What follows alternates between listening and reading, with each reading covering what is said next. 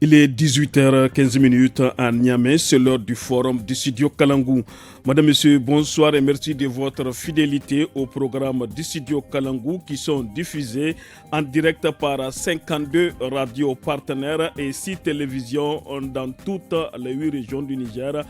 Des programmes aussi disponibles sur notre page Facebook Studio Kalangou, notre site internet www.studiokalangou.org et sur WhatsApp et sur Twitter.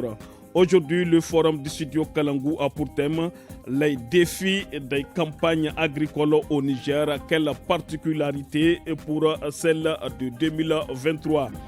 La campagne agricole d'hivernage 2023 s'installe progressivement au Niger. Son démarrage a commencé dans la deuxième décade du mois de mai. Plusieurs villages agricoles ont déjà effectué des semis. La situation phytosanitaire reste calme sur l'ensemble du pays. Quant à la situation alimentaire, elle reste dominée par la hausse des prix des produits de première nécessité, à savoir le mil, le maïs et le sorgho. Sur le plan pastoral, la production fourragère a été satisfaisante l'année dernière, mais l'accès au pâturage dans les zones confrontées à l'insécurité civile reste pratiquement impossible. D'importants déplacements des troupeaux sont aussi enregistrés en direction des zones soudaniennes et des pays côtiers. Des départs forcés sont toujours observés dans la zone des 3 frontières, particulièrement depuis la région du Sahel au Burkina Faso vers le sud du Niger, du fait de la situation sécuritaire dégradée dans ces zones avec des attaques de personnes et des vols de bétail. Pour ce faire, nous avons le plaisir de recevoir au téléphone Yacouba Bouda, directeur général de l'agriculture au ministère de l'Agriculture. Monsieur le directeur général, bonsoir. Bonsoir, ça va? Moussa Ali Niali de l'association Moriben, membre de la plateforme paysanne. Moussa Ali Niali, bonsoir. Et El Hadj Al-Mansour Mohamed, secrétaire général du collectif des associations pastorales du Niger, Kapan. El Hadj Al-Mansour Mohamed, bonsoir. Bonsoir. À la modération, je suis Mokhtar Hamadou.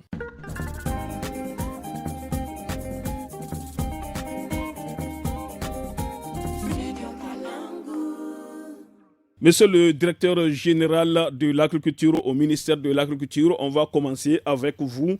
Beaucoup de villages agricoles du Niger ont déjà sémé. Où en sommes-nous au sujet des préparatifs de la campagne agricole 2023 au Niger, monsieur le directeur général? Bonsoir, Studio Kalangou. Merci de m'avoir donné l'occasion de m'exprimer sur la mission qui est la nôtre, particulièrement par rapport aux préparatifs de la campagne agricole pluviale d'hivernage 2023. Et justement, comme vous l'avez constaté, dans votre introduction, vous avez dit la campagne s'installe progressivement au niveau de pratiquement toutes les régions du pays. Peut-être, sauf jusqu'ici, la région d'Agadez, qui est déjà subi une situation qui est normale dans la zone, comme c'est une situation habituelle. Sinon, la campagne s'installe habituellement comme les autres années. Sauf que sa progression, si on compare par rapport à l'année dernière, la progression de cette année est allée un peu plus vite. Parce qu'à la première décade du mois de ce mois de juin, les niveaux de quelques semis partiels qui sont effectués par-ci, par-là, va dans les 40-41% de la façon générale. Ça, c'est des semis partiels, généralement c'est le mil, qui est toujours semé en première phase, même si le village n'a pas totalement semé, mais quand même le mil est semé. Oui, mais monsieur le directeur, est-ce que c'est un phénomène normal? Est-ce que c'est une situation normale? Donc, au contexte de ce que nous avons vécu ces dernières années, c'est-à-dire du changement climatique, c'est une situation qui concourt qui tend à se normaliser. Démarrage de semis. Sinon, la situation idéale normale que nous avons, que nous connaissons dans nos statistiques, c'est la campagne, son démarrage normal en début du mois de juin. Mais il y a des années où que les changements et les variabilités que nous sommes en train de vivre, qu'elle s'installe même surtout dans la bande sud à partir du troisième décade du mois d'avril, comme l'année dernière, on l'a vécu comme ça. Et cette situation, elle est en train de rythmer avec ce qu'on connaît à l'échelle mondiale, les changements climatiques qu'on fait avec, mais on s'adapte. Donc voilà un peu comment est le visage de la tendance d'installation de la campagne. Monsieur Yacouba Bouda, directeur général de l'agriculture au ministère de l'Agriculture, le démarrage de la campagne agricole intervient dans un contexte de très difficile en raison de la hausse des prix des denrées alimentaires. Quelles sont les dispositions prises par le gouvernement nigérien pour mieux accompagner les paysans et les producteurs cette année? En tout cas, les dispositions que nous avons d'habitude de prendre sont déjà prises. Et le gouvernement du Niger, il a un meilleur, dans la sous-région, nous avons le meilleur dispositif de prévention de gestion des crises et catastrophes alimentaires. Et en ce genre de situation de soudure, il y a toujours un dispositif qui est pris par un plan d'intervention, un plan de réponse à toutes ces genres de situations. Et donc, pour vous dire que nous n'avons aucune surprise, toutes les mesures qu'il faut prendre sont déjà prises et l'accès est déjà sur le terrain.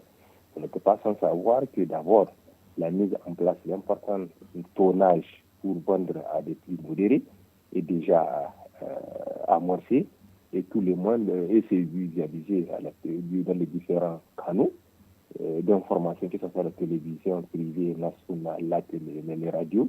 Les opérations de vente à prix modéré ont déjà commencé. Les phases de DGC pour les ménages très vulnérables qui n'arrivent pas à s'en procurer a déjà commencé. Les semences, nous avons déjà planifié en fonction sur la base du plan de réponse qui a prévu de mettre en place au moins 10 000 tonnes. Nous avons déjà placé ces semences-là, ils sont déjà sur le terrain, c'est vérifiable. Chaque jour, nous faisons la situation. Aujourd'hui où je vous parle, on est autour de 88-90% du placement de semences dans les communes. Au niveau des communes, je vous dis, pas au niveau région ou département, dans les communes. Et c'est une situation qui est vérifiable. Si celui qui veut, il peut aller vérifier ça. Donc, je peux vous dire que ces aspects-là de question d'atténuation des prix des denrées alimentaires, on a pris devant les devants. Appuyer les ménages vulnérables qui n'ont pas accès aux intrants, très précisément des semences. On a déjà pris des dispositions. L'État a vraiment fait le plein. Ça, je vous dis, ça, c'est des situations comme ce qu'on a eu à faire l'année dernière. C'est autour de 10 000 parce que c'est 9 366 tonnes qu'on a placées et vraiment on a atteint la cible à plus de 87% de distribution des semences aux ménages vulnérables et que aucun coin, je vous dis, nous a accusé. Et la question, on n'a pas placé les semences à temps parce que la période idéale de semis, c'est le mois de juin et les semences sont déjà sur le terrain. L'année dernière, c'était la même chose. Même au niveau sous-régional, le pays a apprécié. Si nous avons atteint les 2 chiffres de croissance, c'est l'un des aspects du secteur agricole qui a donné ce point-là au Niger. Et cela a été plusieurs fois, dans plusieurs rencontres régionales et internationales, dit que le fait que nous avons placé des intrants à temps, c'est un facteur vraiment fondamental, capital, qui a conduit à ce résultat de la production. Voilà. Monsieur le directeur général de l'agriculture, peut-être une dernière question. Le riz est aussi produit au Niger aujourd'hui. Quelle est la situation des aménagements hydro-agricoles au Niger? Je ne sais pas quand vous parlez des aménagements, c'est des chiffres, le nombre d'aménagements qui sont réalisés. Sinon, par rapport à la problématique et du riz, nous avons déjà pris le devant. Vous n'êtes pas sans savoir que tout récemment, la stratégie nationale de développement de l'agriculture est déjà adaptée au Niger. Et il y a des programmes que nous sommes que nous avons même déjà, il y a le BACABAR, il y a Pédétrine, donc tout un tas de programmes que nous avons élaborés pour certains même que nous avons déjà commencé à exécuter en plaçant des entrants dans des zones pilotes. Donc le riz constitue une préoccupation majeure au centre de notre politique nationale. Stratégie nationale de développement agricole, de sécurité alimentaire, de développement agricole durable sans date, opérationnalisée par la politique agricole de chacune 300. Donc, pour vous dire que la filière est au centre et déjà il y a un engagement fort, il y a une volonté politique, vraiment pris pour faire face à ces déficits chroniques et à ces devises qui quittent le pays. C'est des milliards qui quittent le pays en année. On va atteindre tous ces effets-là. Merci beaucoup, monsieur le directeur général de l'agriculture, pour ces réponses toutes aussi pertinentes. Nous allons revenir vers vous vers la fin du forum. Le temps de donner la parole à Moussa Ali Niali, qui de l'association Mouriban, membre de la plateforme paysanne. Moussa Ali Niali, une délégation de la plateforme paysanne avait été reçue en audience par le président de la République, Bazoum Mohamed, la semaine dernière à la présidence. Au cours de cette rencontre, le président de la plateforme paysanne avait exhorté le président de la République, Bazoum Mohamed, à travailler dans le sens de rendre disponibles et accessibles les engrais au profit des producteurs agricoles qui se préparent à entamer la campagne agricole. Le chef de l'État a-t-il pris des engagements lors de cette rencontre, Moussa Lignali? Merci. Bonsoir, chers auditeurs et téléspectateurs.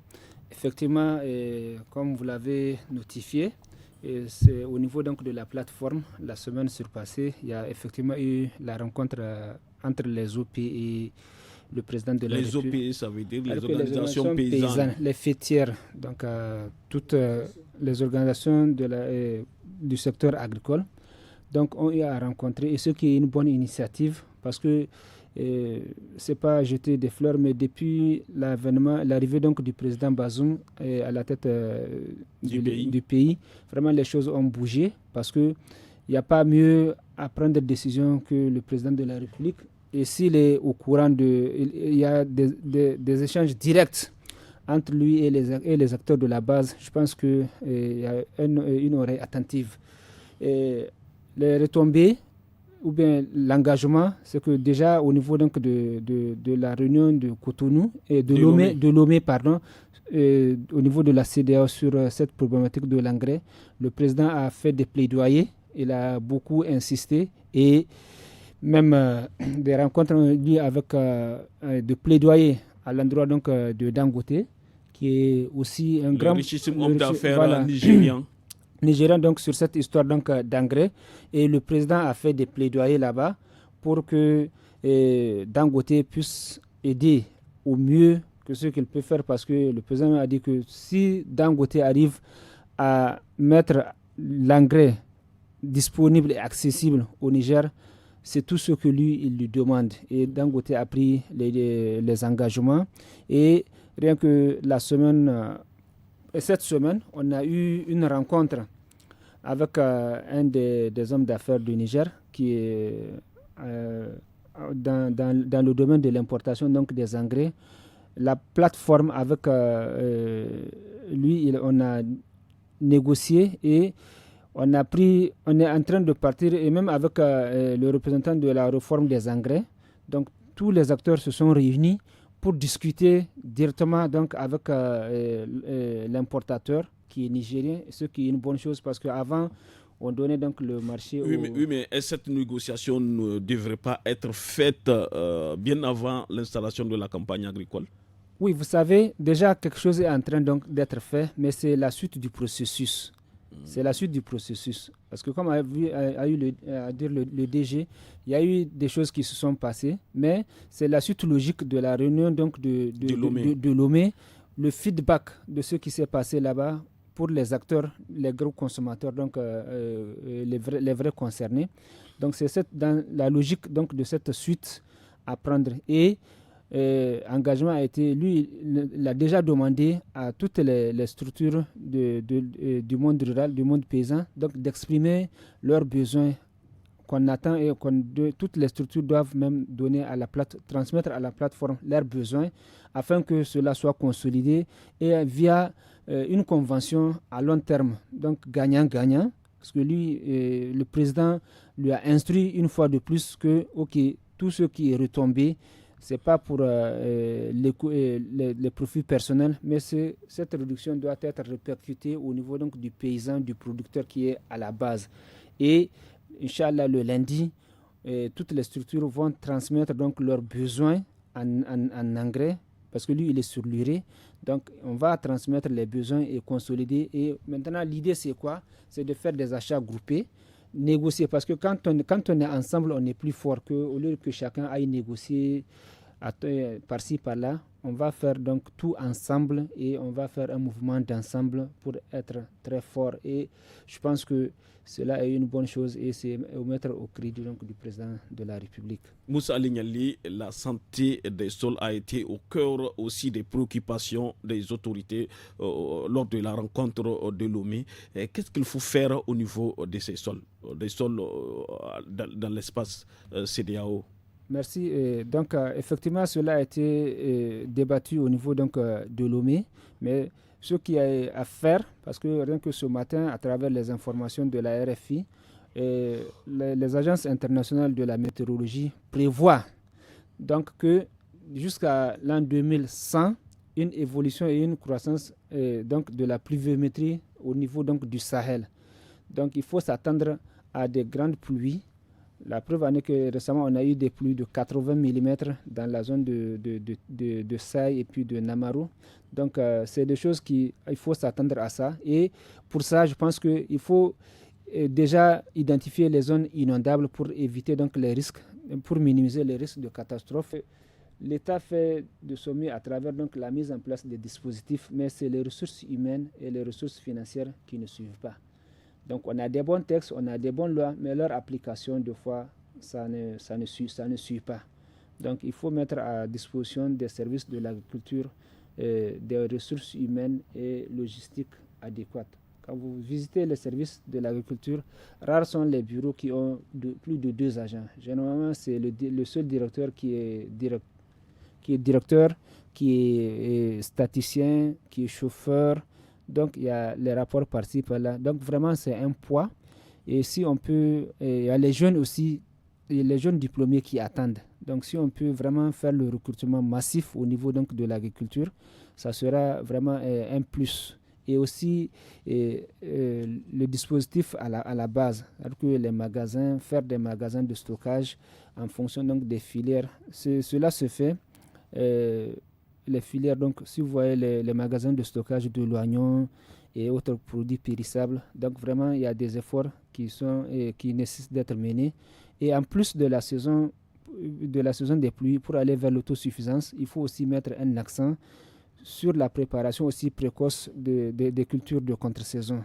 Donc vraiment le tout, en un mot, le tout c'est de se prendre à temps. Il ne faut pas attendre à l'entrée ou bien quand les pluies vont commencer pour dire on va mettre 1 mois ou 2 mois avant chaque saison, il faut que tout soit sur place et les populations aussi doivent être sensibilisées sur l'art donc d'utilisation donc des équipements et puis d'utilisation donc de ces semences par la vulgarisation. Oui, à travers cela, quelle est la contribution de la plateforme paysanne en termes d'encadrement, appui, conseil aux paysans et autres producteurs nigériens? Merci. Donc au niveau donc de la plateforme, dans toutes les fêtières, que ce soit Moriben, FCM NIA, Anfo, Ficopri, Fenodado, pour ceux qui est donc de l'élevage, Alej Mansour va en parler. Donc on a des techniciens donc, qui font la vulgarisation et l'encadrement, avec des partenaires aussi, notamment l'ICRISAT, l'INRAN, pour la vulgarisation donc, des nouvelles variétés précoces adaptées au phénomène du changement climatique. Et aussi, on fait des encadrements, notamment donc les suivis sur le terrain. Il y a même de nos producteurs, membres qui font la production de semences certifiées en collaboration avec les institutions de recherche et les directions régionales de l'agriculture. Donc tout ça là, c'est pour booster et puis pour rendre responsable. Parce que quand le producteur produit lui-même sa semence, là c'est une semence qu'il a plus tendance à adapter qu'une semence venue d'ailleurs, qu'il ne connaît pas donc les caractéristiques et qui n'est pas adaptée aux réalités donc, de l'environnement ou bien du microclimat dans lequel la culture est appelée à grandir.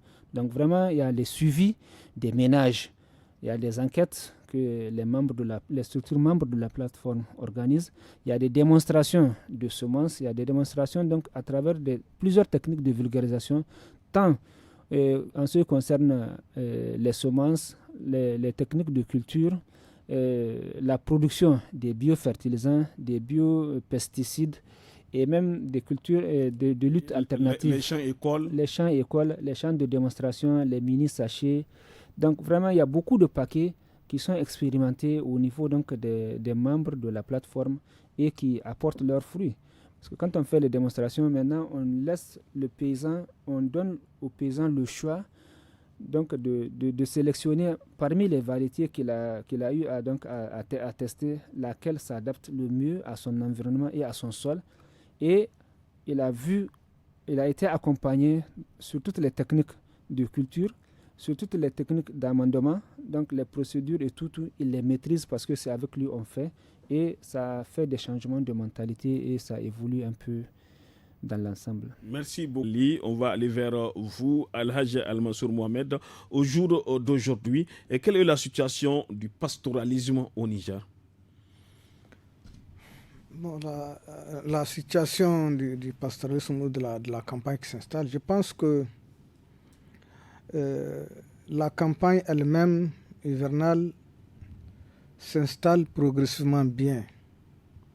Il y a eu des pluies dans le mois de mai. Récemment, le 11, 12, 13, il y a eu de grandes pluies, n'est-ce pas, dans la région, dans la zone d'Ayoro, Inates, Banklari, Tégué. Quand tu prends la zone d'Aderbisnat, à Balak, tu vas à Tchantavaraden, dans la zone d'Ingal et le nord d'Akoro. Il y a eu des pluies et il y a eu quelques mares également qui sont là, n'est-ce pas? Mais le problème pour les éleveurs demeure encore parce que l'herbe encore n'a pas encore poussé. Et c'est pourquoi vous allez trouver beaucoup d'éleveurs qui sont autour de la réserve de Gadebéji, n'est-ce pas? Des éleveurs qui sont de Gadebéji vers Dakoro, Dakoro, la grande réserve. Effectivement, vous allez trouver beaucoup d'éleveurs qui profitent, qui rentrent et qui sortent. Voilà. Vous allez voir des éleveurs qui sont à la porte, puisqu'aujourd'hui, il n'y a pas question d'aller, par exemple, à Ingal. Ils sont là dans la zone de Tawa, entre Gadebéji, Abala, etc. Vous allez trouver des éleveurs qui attendent. Maintenant, par rapport dans la région de Tillabéri, vous allez voir beaucoup d'éleveurs dans le département d'Ayuru, entre Banklari et Terra, n'est-ce pas, qui sont autour des grandes agglomérations du fait de l'insécurité. Vous savez que ils font régulièrement face à l'insécurité et régulièrement ces éleveurs pastoraux sont en tout cas affectés par cette insécurité-là. Pas très longtemps dans la région, dans le département de Banklari, pas très loin, il y a eu un éleveur qui a été enlevé par des bandits armés ou des terroristes. C'est pour vous dire que pour l'instant, la campagne, nous sommes en train d'avoir des pluies un peu partout, effectivement. Les besoins pour l'alimentation du bétail, elle est là. Et malheureusement, nous constatons que la vente à prix modéré d'aliments bétail n'a pas commencé. Vous avez cherché à savoir pourquoi? Elle n'a pas commencé. Nous avons en tout cas les informations de nos structures.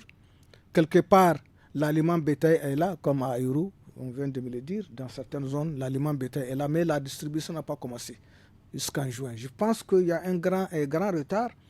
Et le retard, je ne sais pas les raisons du retard, n'est-ce pas? Ça va impacter sur le... Bien sûr. Nous sommes aujourd'hui le 15 juin. La distribution, la vente d'aliments bétail n'a pas commencé et les éleveurs sont en tout cas en nombre besoin pour en tout cas passer cette période-là. Je ne sais pas les raisons de ce retard, je ne saurais vous le dire, mais tout ce que je constate, c'est que la vente aliments pour les hommes a commencé bien avant. La vente à prix modéré. À prix modéré, les céréales pour les hommes a commencé très bien avant, mais celle d'aliments pour bétail a traîné, et les raisons pour lesquelles elle a traîné, je ne saurais vous le dire. Oui, le terme d'échange a-t-il connu une amélioration suite à l'avènement de la fête de Tabaski édition 2023? Est-ce que les éleveurs tirent le maximum de profit?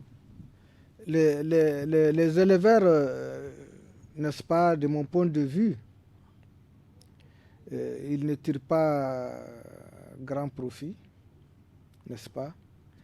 J'allais dire, ceux qui tirent, ouais. Parce qu'aujourd'hui, le sac du 1000 tourne autour de 28, 30, etc. Donc, n'est-ce pas? Et c'est ça qui tant que le 1000 grimpe, n'est-ce pas, l'éleveur, lui, a des soucis. Et c'est ça qui nous prouve qu'il y a encore des problèmes. C'est pourquoi nous voulons, n'est-ce pas, que l'intervention de l'État en pareille circonstance, pour permettre à l'éleveur qui fait face à un cheptel sous-alimenté, qu'on puisse l'aider afin de passer cette période-là. Ceux qui profitent effectivement des animaux par rapport au prix, c'est peut-être les emboucheurs, c'est peut-être les commerçants éleveurs, disons. Il faut faire la différence. Il y a peut-être des commerçants éleveurs qui sont là, qui embauchent, qui sont en train de... Et là, ils profitent. Mais les éleveurs mobiles... Et même les revendeurs d'animaux. Voilà. Mais les éleveurs mobiles, en pareil moment, quand tu vas dans le département de Tchantaparadan, le nord de Tchantaparadan, quand tu vas dans la zone d'Ingal ou dans le département de Bankale-Rokt, vous allez comprendre que en pareille période, ils sont quand même en difficulté et ils ont besoin quand même de l'assistance par rapport à l'alimentation de leur cheptel. Oui, mais quelles sont les dispositions prises par le gouvernement nigérien pour mieux accompagner les pasteurs et leur cheptel? Oui, l'accompagnement du gouvernement du Niger de tout temps, c'est celui qui consiste à mettre en place ces dispositifs-là. À temps, bien sûr, pour qu'au moment venu, que les éleveurs puissent y profiter. J'ai dit... Il y a même la construction des points d'eau. Oui, ça c'est dans le cadre de la sécurisation ou de la mobilité, de l'accès aux ressources. Effectivement, si vous parlez de cet accès, de ce point-là, n'est-ce pas, le gouvernement fait à travers des projets comme les PRAPS, n'est-ce pas, fait des actions de sécurisation autres. Mais là, il faut le comprendre aujourd'hui que on fait face à la problématique de l'accaparement des terres pastorales. Ah, le phénomène existe aussi. Le phénomène il existe parce que si aujourd'hui, sous prétexte de l'agriculture, sous prétexte qu'on veut aménager l'agriculture, de l'agriculture végétale, n'est-ce pas, on s'approprie des grands domaines réservés au pastoralisme, il y a problème. Mais est-ce qu'il y a des dispositions qui sont prises dans le cadre de la lutte contre le vol des bétail dans les zones d'insécurité? La lutte qu'il y a, c'est celle qui est faite pour sécuriser les situations de façon générale. Les patrouilles départementales, les patrouilles de FDS, etc., qui s'est fait. Et je me réjouis quand même ce dernier temps, que ce soit dans la région de Tawa ou dans le département de la région de Tlaberi, où en lien avec la frontière, ce phénomène est en train de diminuer. Mais il ne faut pas accélérer. Ce phénomène de vol de bétail n'est pas seulement lié aux criminels, j'allais dire, au terrorisme. Il y a des acteurs nouveaux, des grands voleurs qui profitent de la situation et qui volent. Dans la région de Maradi. La région de Maradi, on a exporté une autre forme, on a importé une autre forme de vol ou autre. D'abord, il y a cette question des rançons, n'est-ce pas? On cible une personne, on la cache, on demande de l'argent, ou on vient immédiatement, on ramasse les animaux. C'est des pratiques courantes dans certains pays voisins qui se transportent sur notre territoire. Et quand vous avez parlé de Maradi, Guidam Rumji, Madronfa, ce sont des zones frontalières, n'est-ce pas? Les bandits sont de l'autre côté et ils ont l'air complices dans les villages. Toutes les opérations qu'ils font, c'est en lien avec leurs complices. Donc il y a à ce niveau une nécessité pour l'État, pour le pouvoir public, de revoir la stratégie sécuritaire de ces pays-là. Quand des gens viennent notamment à moto pour enlever des gens, quand des gens viennent à moto à 19h, 20h pour mettre tout un village en sac, visiblement, il faut revoir la stratégie sécuritaire. Merci beaucoup à tous. On a fait une courte pause.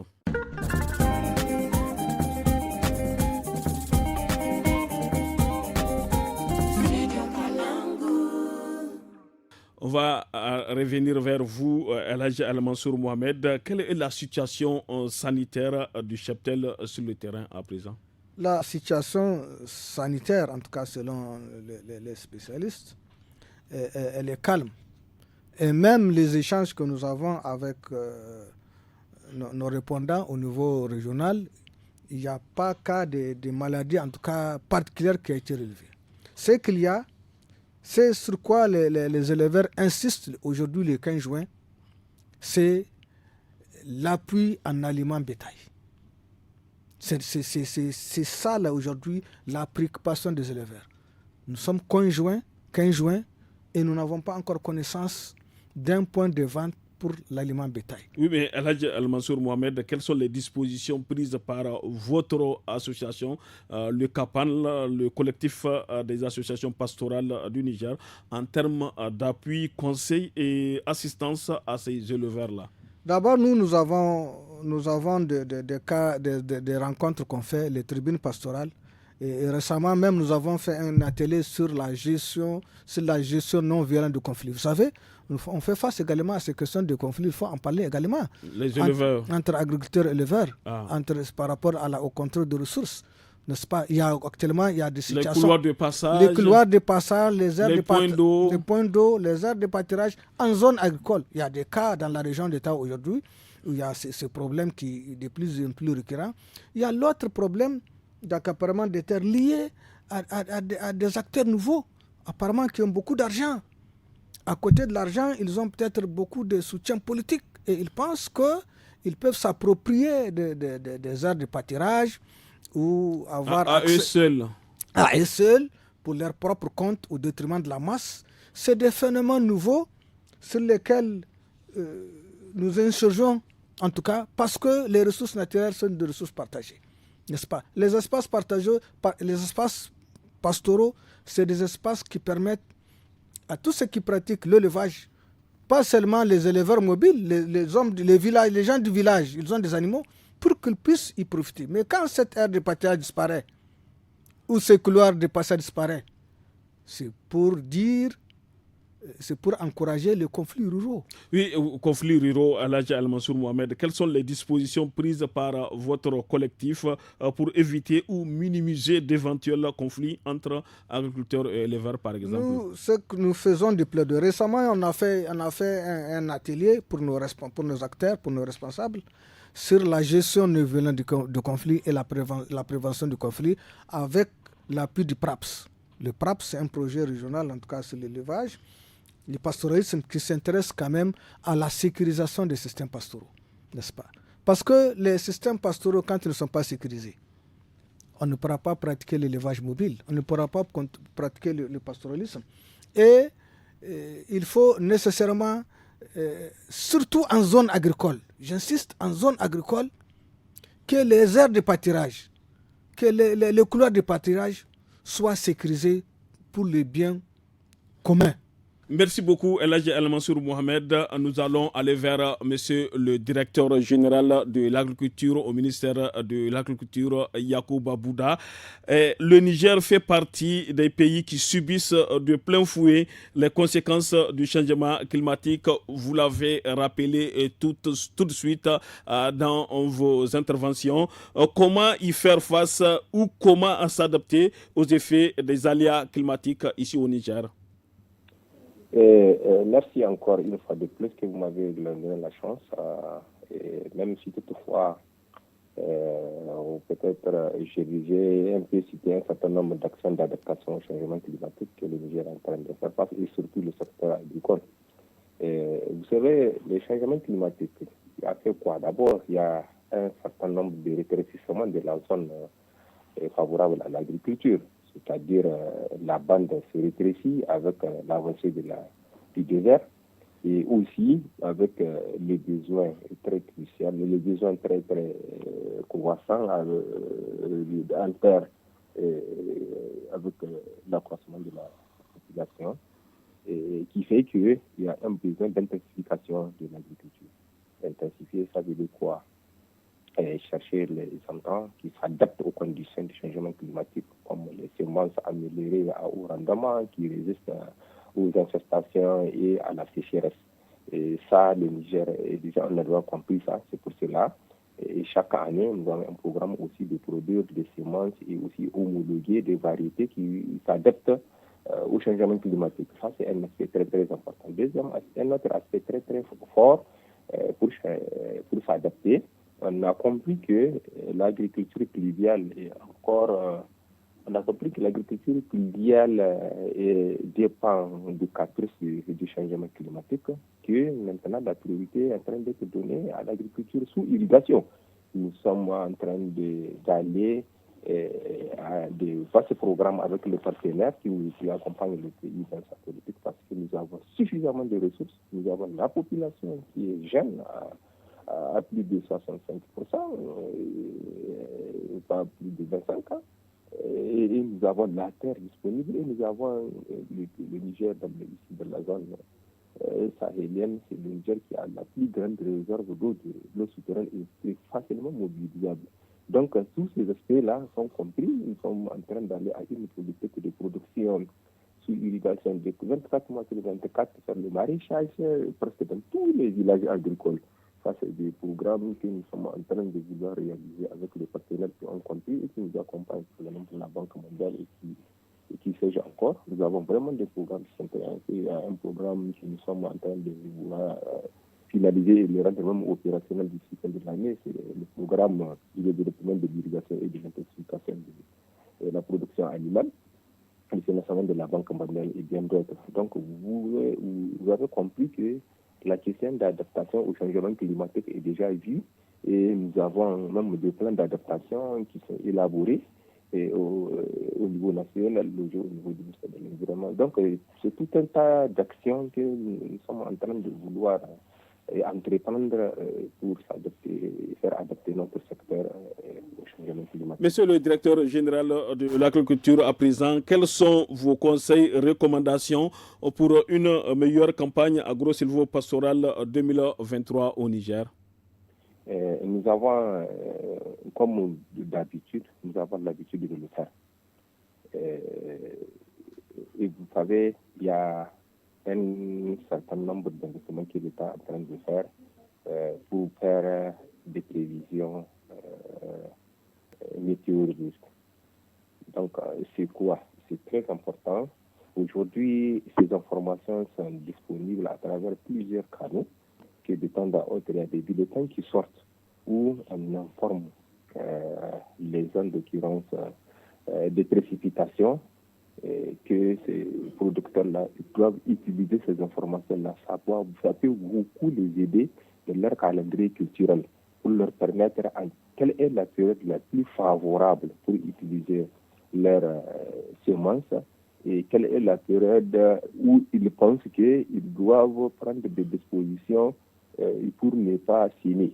Est-ce que vous voyez? Ça, c'est un aspect très, très important que nous voulons que nos producteurs et les pasteurs puissent utiliser ces informations météorologiques, parce que nous avons souligné en amont que le changement climatique, c'est une réalité que nous sommes en train de vivre.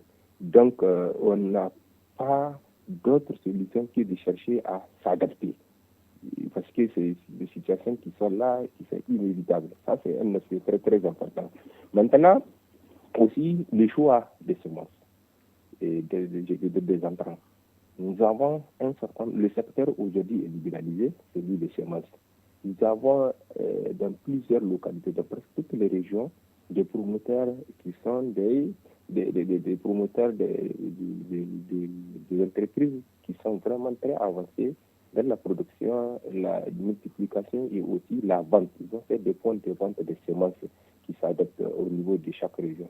Nous avons des agents au niveau de presque beaucoup de communes d'intervention auprès de qui ils peuvent prendre des conseils pour chercher à prendre des semences améliorées qui s'adaptent à leurs conditions, pour éviter d'aller faire le hasard et aller à l'agriculture que nous avons toujours appelée agriculture de précision, parce que cette situation du changement climatique nous impose à aller à l'agriculture de précision, c'est-à-dire à quel type de terrain, à quelle zone et quel type d'engrais ou bien de semences il faut utiliser dans un certain nombre de cas. Voilà un peu ce que je voulais Merci beaucoup, merci infiniment, monsieur le directeur général de l'agriculture au ministère de l'Agriculture. Moussa Lignali, les conflits fonciers et les conflits entre agriculteurs et éleveurs sont les plus récurrents en cette période. Comment les éviter? Merci beaucoup. Donc, le mieux de les éviter, c'est à travers les cadres de concertation entre agriculteurs et éleveurs, ce que nous appelons dans le jargon les SCAPRU. Parce qu'il y a un slogan d'une de nos structures qui résume tout. Désormais, rien pour nous sans nous. Donc, quand les acteurs impliqués sont réunis entre eux, ils peuvent toujours avoir des solutions pérennes plutôt que des solutions imposées. Parce que qu'est-ce que j'appelle solution imposée? Quelqu'un réfléchit quelque part pour venir dire bon, faites ça, faites ça. Les acteurs concernés par cette problématique, à savoir les agriculteurs et les éleveurs, quand vous les associez et vous les laissez dialoguer entre eux, c'est la meilleure des choses. Parce que déjà, ça permet d'apaiser les tensions. Ça permet d'instaurer une sorte de confiance entre eux. Ils vont s'écouter, ils vont se comprendre parce qu'il y a des préjugés de foi. Il y a des préjugés. Quand je vois l'agriculteur, en tant qu'éleveur, peut-être, bon, je dis que c'est un compétiteur. Alors que quand ils discutent entre eux, ils s'engagent sur un certain nombre de principes et eux-mêmes, ils vont mettre des garde-fous pour le respect des engagements donc pris. Et sans que quelqu'un ne vienne de l'extérieur voir, monitorer ce qu'ils sont en train de faire, vraiment, les solutions à la base sont les meilleures. Donc, encourager la mise en place donc, de ces cadres de concertation, parce qu'au niveau de la Fédération Moribund, tout comme au niveau donc, des autres structures membres de la plateforme, il y a ces cadres de concertation qui sont mis en place et qui sont animés au niveau donc, des communes. Mais cela a un coût. Généralement, nous sommes accompagnés par des projets, par des programmes. Donc, à la fin de ces projets, les ressources ne suivent pas. Donc, Moussa Lignali, en cas de retard de semis dans une localité donnée, quel conseil auriez-vous à donner aux populations de cette localité? Le retard, en fait, quand vous voyez très bien, le retard en tant que tel n'existe jamais. Parce que comme a dit le directeur, il y a des semis, il y a des multiplicateurs donc, de semences. Ce qu'il faut, c'est une vulgarisation au niveau donc, du monde rural. Quoi. Si vous êtes en retard par rapport à telle spéculation, changez pour aller vers une autre spéculation. De sorte que quand vous récoltez, vous pouvez vendre cette spéculation pour payer avec un autre producteur ce que vous n'avez pas eu la chance donc, de produire. Voilà un peu comment on va un peu résoudre ce problème-là. Quoi. Tant qu'il y a un retard, pour que le mil arrive à maturité, il y a des variétés de mil, par exemple le mil Shakti. C'est une variété où à 45-50 jours, vous êtes à maturité. Oui, mais est-ce que les paysans sont conscients Ils sont conscients de ça parce que au niveau quand je vous dis, quand les acteurs à la base sont mis au devant, il y a beaucoup de choses. On a des multiplicateurs, on a des producteurs pilotes qui font le mil même en irrigué. Donc, c'est des technologies. On ventile ça. Il y a, au niveau donc, des chambres régionales d'agriculture, il y a des plateformes de WhatsApp à travers lesquelles les paysans arrivent à échanger entre eux. Donc, vraiment, si vous pensez que vous êtes en retard par rapport à telle spéculation, changez pour aller à une autre spéculation qui a un cycle court et vous n'allez pas perdre la saison. Merci beaucoup à tous. Nous sommes au terme de ce forum du studio Kalangou. Nous avons eu le plaisir de recevoir au téléphone Yacouba Bouda, directeur général de l'agriculture au ministère de l'Agriculture, Moussa Ali Niali de l'association Moriban, membre de la plateforme paysanne, et El Haj El Mansour Mohamed, secrétaire général du collectif des associations pastorales du Niger, Kapana. Merci à nos invités et à vous tous pour votre fidélité au programme du studio Kalangou qui vous parviennent grâce à nos 52 radios et 6 télévisions partenaires. Merci à la technique côté son assurée par Amina Hassan et à la réalisation Seini Isaka. Merci, au revoir.